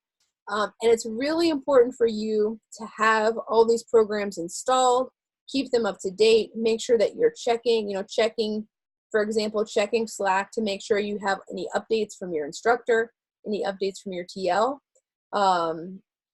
If you go offline, if you go silent, we can't help you. So it's really, you have to make sure that you're staying on top of all these things. But one of the ways that Lambda School is different from, so we had the question, does YouTube count? Does MIT OpenCourseWare count? And I think it definitely, these are online courses, but not all online courses are synchronous the way that Lambda is. So there's a lot of online courses out there where you can go watch a video and do an exercise at a different time as somebody else. And that's not the way it is at Lambda. We want everybody online at the same time, working on things together, taking advantage of what you can learn from each other. And that's one of the biggest advantages to this program, is that live interaction. So it is synchronous. You are expected to be online at certain times. You are expected to be available for, if your TL reaches out to you from 6 to 9 Pacific, you should be responding. You're expected to be attending class. And so because of that, you want to make sure that hopefully your typing skills are up to at least 60 words per minute. If you're not sure how fast your typing is, Google typing test. There are many, many websites out there. If somebody has a favorite, they can post it. But communication, super important. You want to be checking these tools every day of class to make sure that you are not missing things.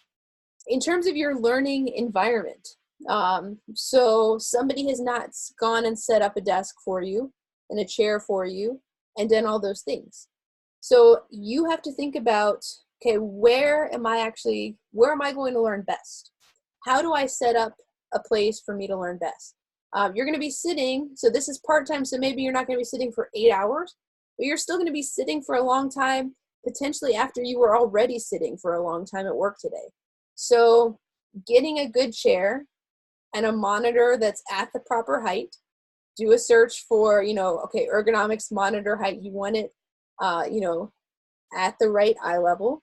Organizing things so that all the stuff on your desk is easy. If you're a person that likes to take notes with pen and paper, you've got that handy.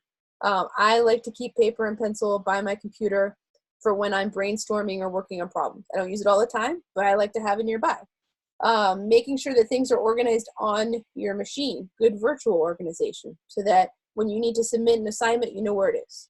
When you're in a group and they're asking where something is, you can help them find it. And then using time management strategies as well. This is probably one of the biggest things, especially for part-time. You have a lot of things that you're trying to do in a day, and you have very limited waking hours in a day. And this is a marathon. This is not a sprint. This is 18 months. So it is essential that you have time carved out. This is my time for school. This is my time for my family. This is my time for work. Breaks are really important.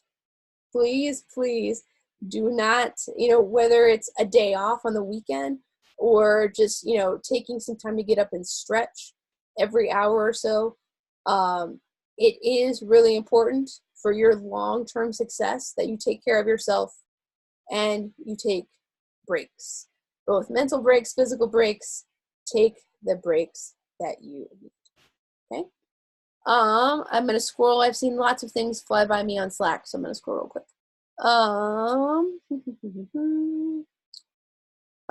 Nitro type. I remember Nitro type from way back in the day. Yeah, there's some fun ones, especially if you have kids, you probably know of some of the fun ones. How many screens would you say is optimal for all the different tools? It's doable. I would say it's doable with one, but I would say most people prefer two. So you don't, if two is a stretch for you financially, there's no reason that you have to go out and purchase a second monitor. But if that's something that you think that is manageable for you, I think a second monitor definitely helps. What else? Notion, yes, we actually use Notion for a lot of our documentation. Notion is a really nice tool. Yeah, finding a note-taking tool that works for you is good. Yeah, use second monitors are a good way to, I found monitors at Goodwill before even that work. So you never know what you'll find for like 10, 20 bucks. Cool. Lots of good tips, lots of good tips. All right, continuing tips for your learning environment. Other things, again, so it's not just important to take care of your mental health, but physical health. I hear way too often about students who are not sleeping or who are not eating or who are, they're working way more than the balance isn't there, right? Again, I can't say this enough. 18 months is a long time. There are all kinds of studies. I could go find one, but there's all kinds of studies out there that there is a point where there's a threshold where if you work too much, the work that you're doing no longer is efficient. So you want to make sure that you're working smarter, not harder. Work hard, but work smart too. So make sure that you're taking care of yourself. So plan points throughout the next several months, plan days in the week, points in the year, that will give you a chance to relieve stress and frustration. But when you're here in class, find a room in the house you're not going to have people coming in and distracting you. You can do things like turn off notifications. So for example, on a Mac, Zoom is always in my way.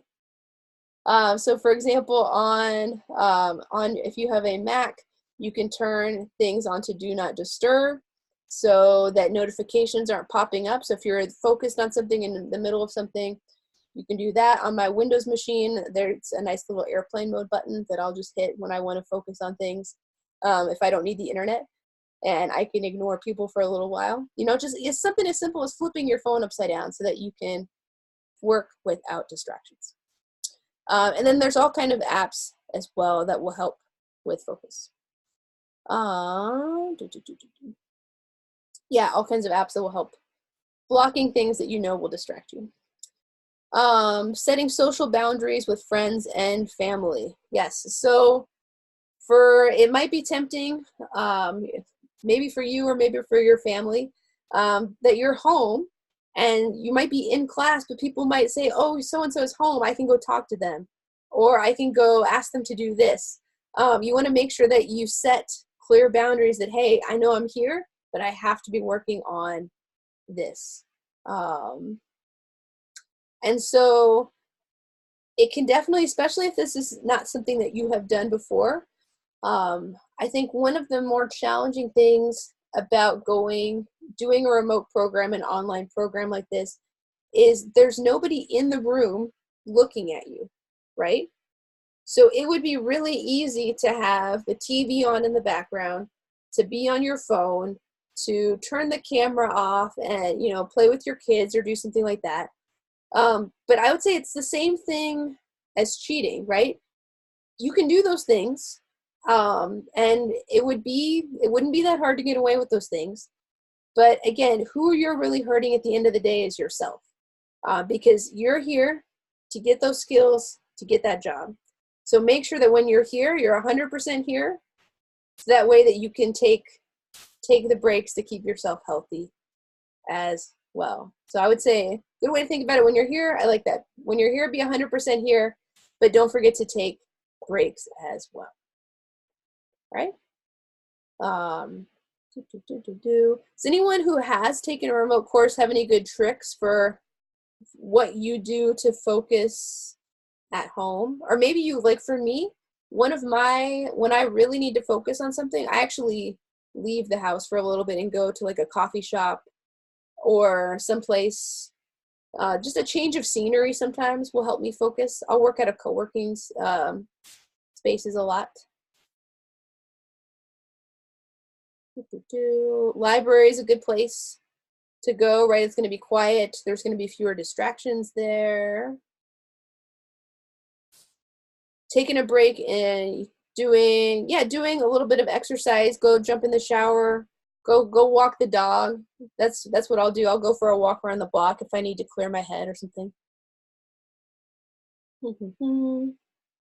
Music, yeah. So a lot of people work to music. So yeah, so you might need to try a few different things, a few different places, but find the routine that works for you, right? In terms of communication, it can be isolating learning online, learning remotely. Most of how you talk to people, it's going to be different than if you've only taken classes in person before, because you're going to be calling people on video calls instead of seeing them in person, or chatting with them instead of calling them on the phone maybe. So one of the things I think that's really helpful is because people are not in the room with you, they can't see exactly what you're doing. Communicating early and often, being explicit, especially in team projects, taking the initiative to say, hey guys, tonight I'm working on this. What are you doing? Is there anything I can help with? You would be surprised how much can happen just from taking that first step and initiating the conversation.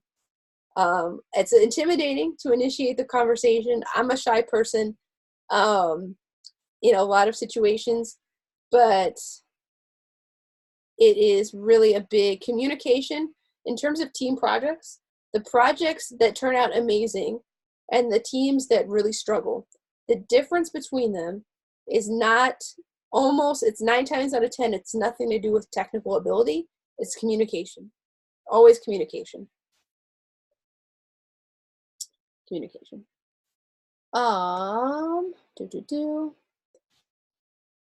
But at the same time, and I think this is a good point too, you're gonna have months and months with your classmates, right? So feel free to connect, not just about coursework, but you have an opportunity here to really network and make some lifelong friends, some long-term friends. So obviously during class, it's helpful if you are not derailing the conversation and going off on tangents on things like that. But don't forget to share, share about things about what's going on in your life, hobbies, interests, with those that you're working with, just like you would on the job. Because yeah, at the end of the day, everyone is a person. Don't forget that. Don't be afraid to show a little bit of your human side, right? So expectations, so summary in terms of expectations working remotely, there's a lot of tools. Make sure you're checking things often, communicating, being really explicit in your communication. And again, don't ever be afraid to reach out. Don't ever be afraid to ask a question. This is probably one of my biggest things as an instructor. One of the hardest things for me with an online course is that I can't see everyone's face. When I'm in a classroom, that's one of my biggest indicators that, okay, this person needs help, because I can see the look on their face, but I can't see everyone's face. So you have to help us, help you, reach out, ask questions, whether it's to your classmate, your TL, your instructor. Do not be afraid to reach out, right? Okay, I'm gonna do one more topic for tonight, and then I think we'll go ahead and call it and talk about the assignments for tonight and tomorrow night, because we talked about remotely and independent learning. I'm going to talk about the I do, you do, no, I do, we do, you do loop that we use here at Lambda. So we talked earlier about the schedule for sprints. So those 2-week sprints, you have that 2-week schedule, A week, B week, it repeats. Within that, so at the module level, so remember modules in part-time are 2 days, roughly 2 days. We have another loop that repeats. And this is how all of your classes will be structured throughout all of Lambda.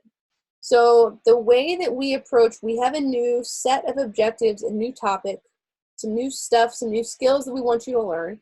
This is how we approach those new things. We have this I do, we do, you do loop. So at the beginning of that, so you might hear people refer to it as the IY loop. What this starts with. So first thing you're going to see is the I do part, and this is the instructor saying I do. They're demonstrating how they do something. So for every objective, for every skill that you're going to learn, there is a pre-class video. So I know we dropped them a little bit late tonight because they're brand new videos.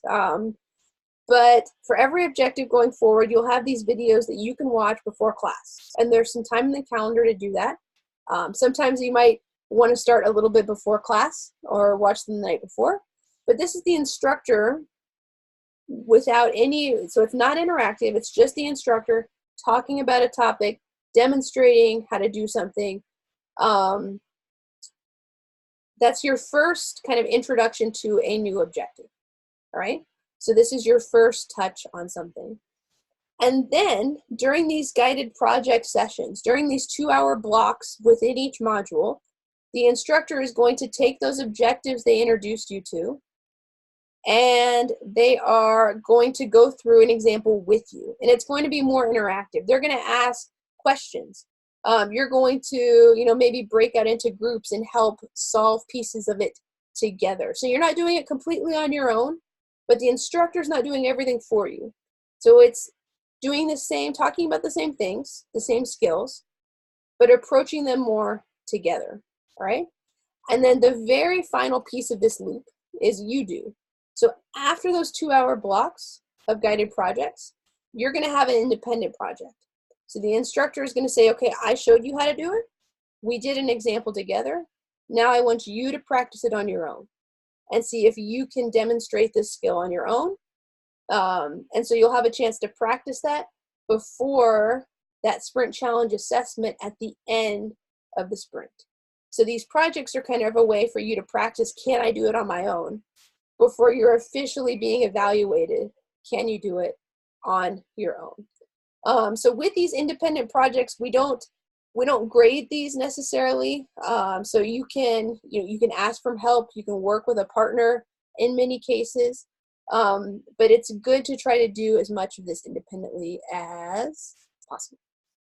All right.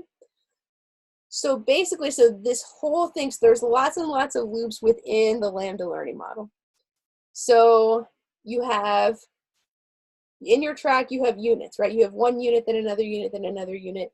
You have within those units, each sprint, right? So each of those 2-week blocks that repeats over and over and over again, A week, B week, A week, B week. Within each sprint, you have a module every couple of days. So we've got Tuesday, Wednesday, that's a module. Thursday, 5th day, that's a module. Monday, Tuesday, that's a module. Wednesday, Thursday, that's a module. And within that, and I'm so sad that I can't draw on the screen, but within that, so here is the I part. So the I part is this training kit prep, where you're watching the pre-course videos, reading through documentation that the instructors have put together. Then you go through an example together, the we do part. Then you have the I part where you have an independent project. And then it repeats. The instructor is going to give you a new set of resources and a new objective. You're going to go through it together, and then you're going to practice it on your own. And so you're going to do that with every single objective until you get to that sprint challenge. So hopefully at that point you've practiced everything 3 times. You've seen the instructor do it, you practice it with the instructor, you practiced it on your own, and then you show us, okay, how well do you understand it? So that's the way that kind of the learning model that we have here at Lambda. That is the schedule, that is what you can expect to see over the next several months. And yeah, it is really, really hands-on.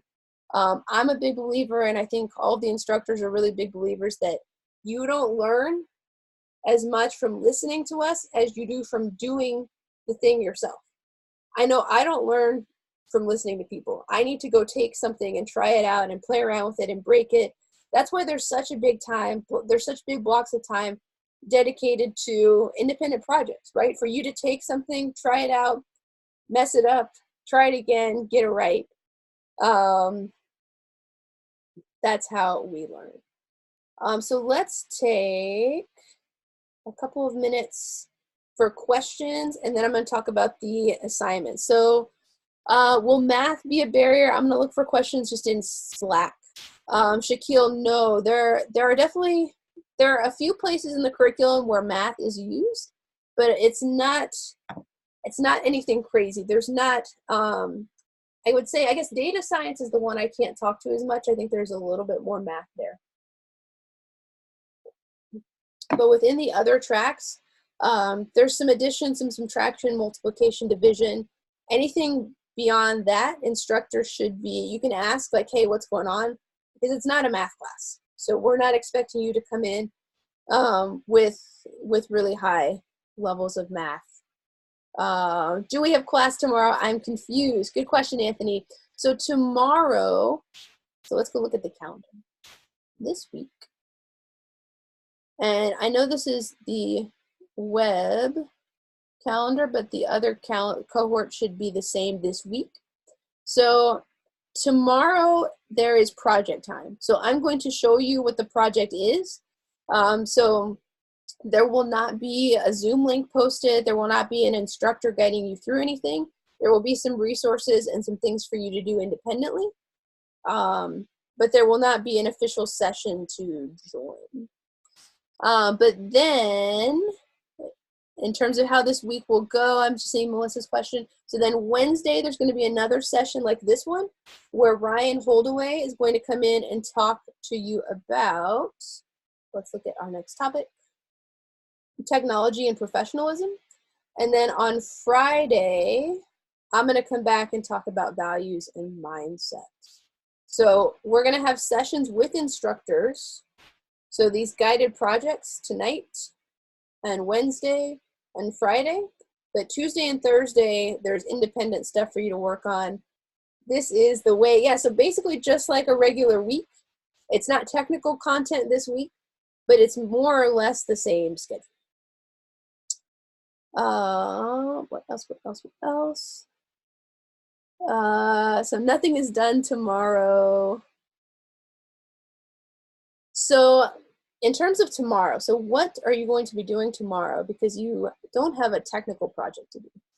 So if you go, so in Welcome to Lambda on Training Kit, if we scroll down, definitely read through some of this. There are parts that don't necessarily pertain to everyone here. So if you see something about full-time, you don't have to read it, but a lot of this is gonna, it's basically just a written form of all the stuff we went over tonight. So we dumped a lot of information on you, and I don't expect everyone to remember everything, so this is a good place to go back to when you're trying to remember stuff later. But, where's the project? Okay, so at the very, very bottom of the page, you will see project. And this is the same for all of your modules. But for tonight, Lambda Launch Module 1 project. So we can click on this link and we get a Google Doc. And within this doc, there is, there's a writing assignment, there are a few links, there's a link to a video from our CEO, Austin, some additional resources that talk about independent learning, outcome-based assessment. So these are just some good things to kind of help that supplement all the stuff that we've talked about tonight for you to take a look at. The writing assignment here is another Google Doc, Google Docs in Google Docs, that asks you to watch the TED Talk, this TEDx video, answer a few questions, and then this is something that you will actually practice submitting. So one thing that was pointed out earlier, what this says right here is a lie. So you can access the Airtable forms by typing these keywords no longer work. And when I looked in Training Kit, there was not a link to these forms. There is a link to these forms. I found it somewhere. There is a link to the forms. I'm sure it is in the student guide somewhere, but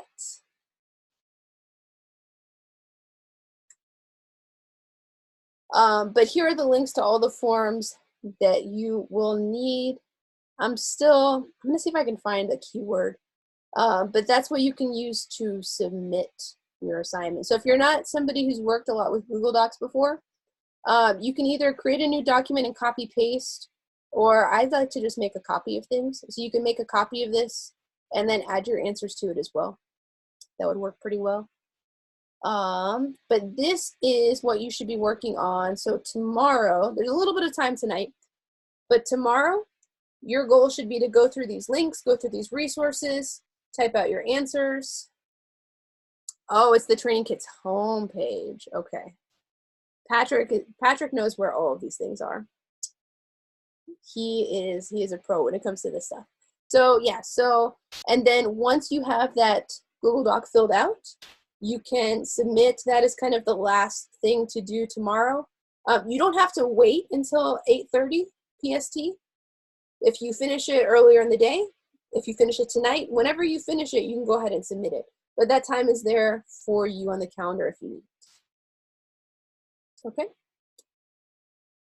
Questions about let's see, first, questions about what to do for tonight and tomorrow until the next instructor comes in, until Ryan Holdaway comes in. An Airtable form, so Airtable is just the tool that we use to collect a lot of our data. And so a form, the Airtable form is basically just, I can't think of a better word than form. At different key points, so end of a sprint, end of a module, it's just a way for you to submit different pieces of information that we're looking for. So ways for you to submit projects, reflections, things like that. Yeah. So that's what we're using for assignment submissions. Exactly.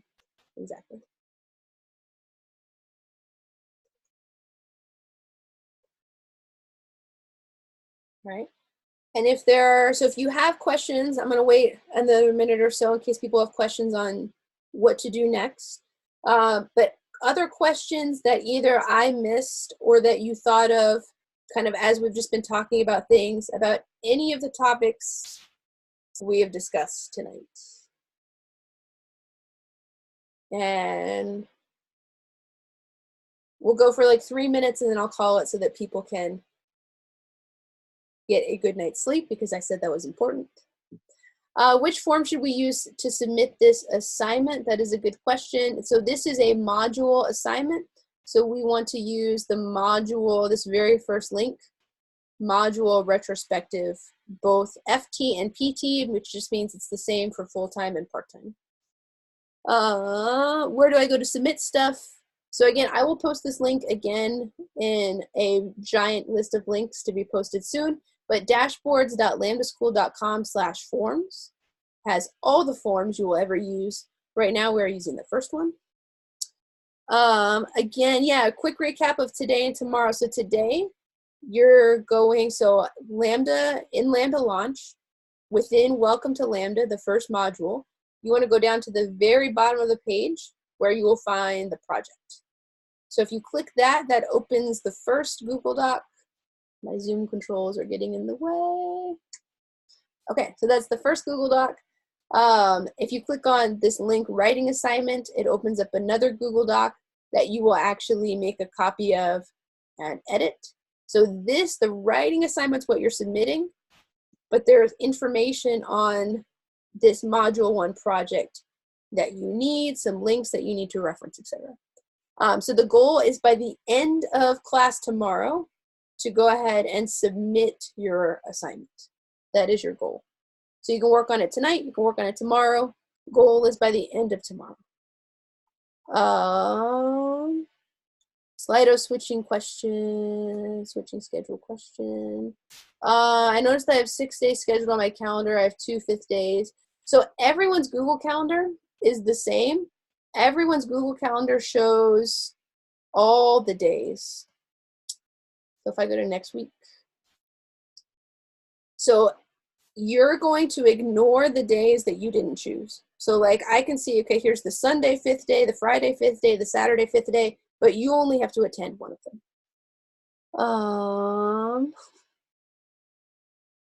So India, yes, to recap, you're doing the module until we return Wednesday.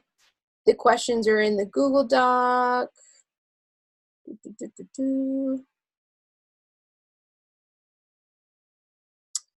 If you haven't chosen a 5th day, I'm going to ask the staff about when and how you should expect to choose your 5th day. Because I know some people have, a lot of people haven't, so don't stress about it right now. I will check into that.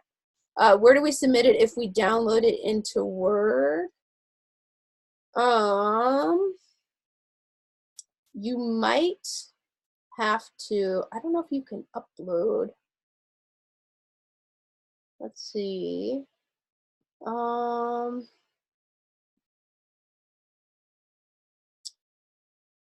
You're going to want to have it hosted somewhere. So if you download and edit to Word, you can either, if you have a GitHub page already set up, you can upload it to GitHub and post the link that way, or you can drop it onto Google Drive.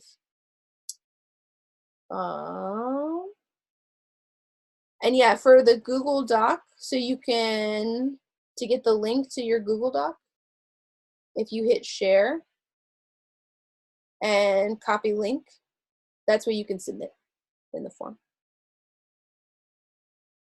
Yeah, I'm a big Google Doc person. I would recommend keeping it in Google Docs. If you don't have a Google Drive account, it would probably be really helpful during your time here at Lambda. So you might want to set one up. Okay. All right. Well, it is, yes. All right. So it is almost 8:30. So I'm going to go ahead and end this now so people can have a little bit of time to scroll through, organize things, collect their thoughts, and get a good night's sleep. Thank you everybody for lots of awesome questions, for being on time, for participating. So again, Wednesday, you will be hearing from Ryan Holdaway, and I will see everyone on Friday for our final session. All right, thanks and have a great night.